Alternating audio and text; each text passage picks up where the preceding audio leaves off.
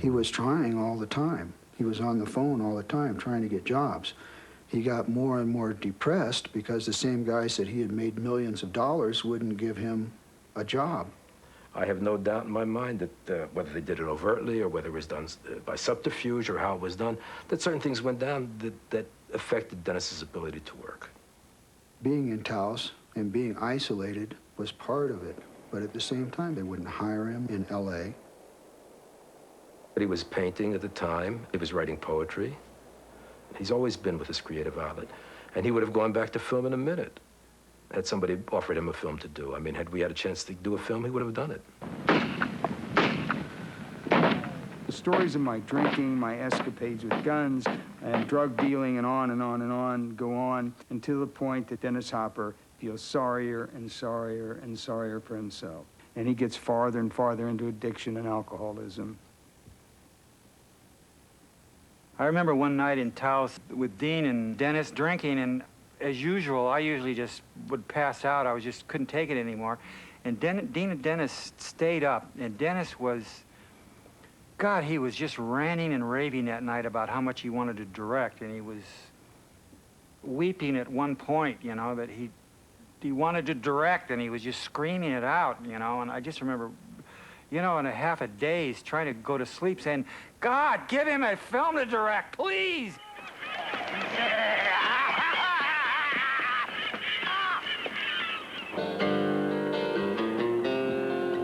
The producer was Paul Lewis, who I'd made all my films with and have made all my films with.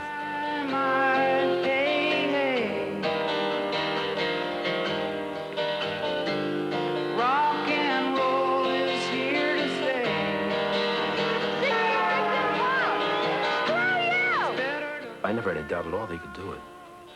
I was basically the only filmmaker of anybody who was involved in what we were doing there.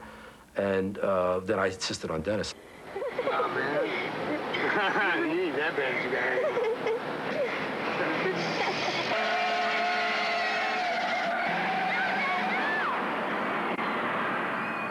Okay, all right. You know something, man, see this? Freak. I'm a motherfucking asshole, you know that? I did 5 fucking years, you know? In prison. And there were a lot of other kids in there besides your son. Now, am I gonna have to meet every fucking asshole like you, man? Look, I'm an asshole. You see this? You see me? You see that? But I'm not a motherfucking dumb asshole.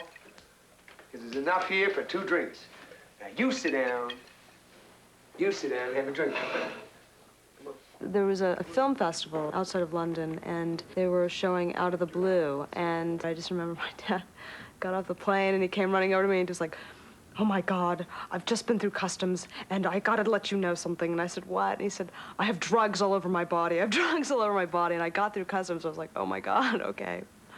He would be in jail every couple months or so for something, and usually something violent and out of control. I was surprised that he went that far, that his art didn't kick into gear and save him as it had with Easy Rider. Every time he'd get really despaired and more crazed, the art of making the movie and the art of the movie itself would carry him over into his next inspirational mode. Sometimes he was just so wired and so out there that he couldn't, his mind couldn't track what few little tasks we were asking him. And, you know, when he drank and did all these things, he was just a non-stop manic monologue all the time. You don't talk to the colonel, well, you listen to him. The man's enlarged my mind. He's a poet, warrior in the classic sense. I mean, sometimes he'll, you say hello to him, right? And he'll just walk right by you, and he won't even notice you. And then suddenly he'll grab you, and he'll throw you in a corner, and he'll say, do you know that if is the middle word in life? If you can keep your head when all about your losing theirs and blaming it on you, if you can trust yourself when all men doubt you. I mean, I can't, I'm a little man. He's a great man. I should have been a pair of ragged claws scuttling across floors of silent seas. I mean... Stay with the boat. Hey, don't go without me, okay? I want to get a picture.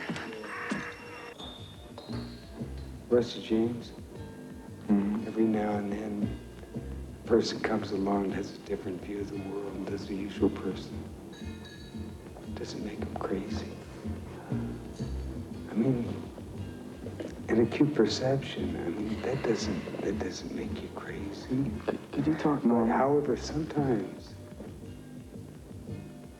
it can drive you crazy, an acute perception. I wish we'd talk normal, because I don't understand half the garbage you're saying.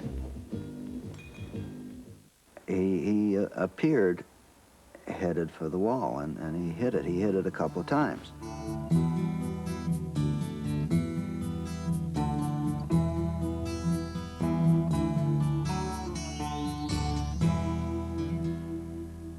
I was told in Taos, New Mexico, that I was going to play this part in Jungle Fever. I was going to be the head of the DEA, the Drug Administration in Mexico. And they were paying me this incredible amount of money, and I only had 17 lines. And this was more money than I'd ever been paid in ever. And I thought, I'm being set up. Somebody's going to kill me in Mexico.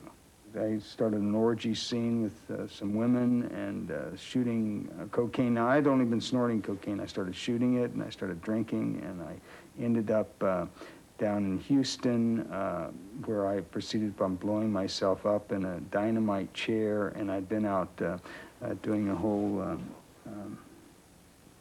anyway, I blew myself up in this dynamite chair, and lived through that, went through a whole nother thing, and finally ended up back in Houston, having gone back to LA, back to Taos, doing this whole runaround, and then from there was taken to Mexico to play this guy. I was drinking 28 beers a day. I was drinking a half a gallon of rum with a fifth of rum on the side and maintaining, and I was doing 3 grams of cocaine, but now I'd been shooting cocaine, and like now I was taking off everything. They wouldn't even give me a drink.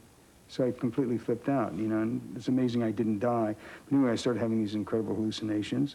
I stripped all my clothes off thinking that I would live that way, and went out through these lights and things into the jungle, following these light patterns through the jungle. Well, I mean, you know, it's amazing I wasn't killed by a poisonous snake or something, you know, in the middle of the night.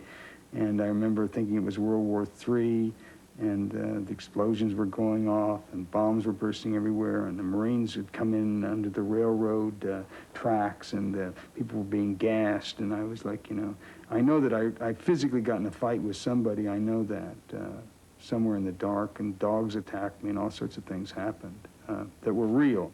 I ended up in the morning naked on a major highway somewhere in Mexico, you know, and people were standing at the buses and so on. And I felt if I had a rock in one hand and my other hand empty, that I'd be okay walking down the middle of this highway. Police came and got me in and started whipping me to put clothes on. I refused to have clothes on. They threw me in one jail after another and so on and so forth. And I was seeing maps on the wall and trying to escape, and it was a nightmare.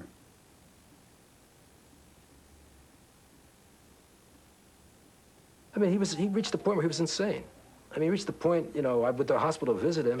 I mean, say hello to him, and between hello, how are you, was maybe 10 minutes, you know, for 3 words.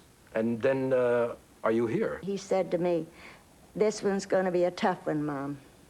And I said, "Well, Dennis, I'm sure you can make it." But Tom and I we left the hospital, and we finally just stopped and went to a motel. We stayed all night in Pomona, and I don't think we said anything to each other for hours, just literally hours. And I just was really apprehensive. I didn't know that I would ever see him alive, but partly because people had told me what terrible condition he was in. I remember calling Century City Hospital and, you know, talking to the doctors, and they were saying, you know, we really think he's practically brain dead, and we're going to have him committed to an insane asylum. I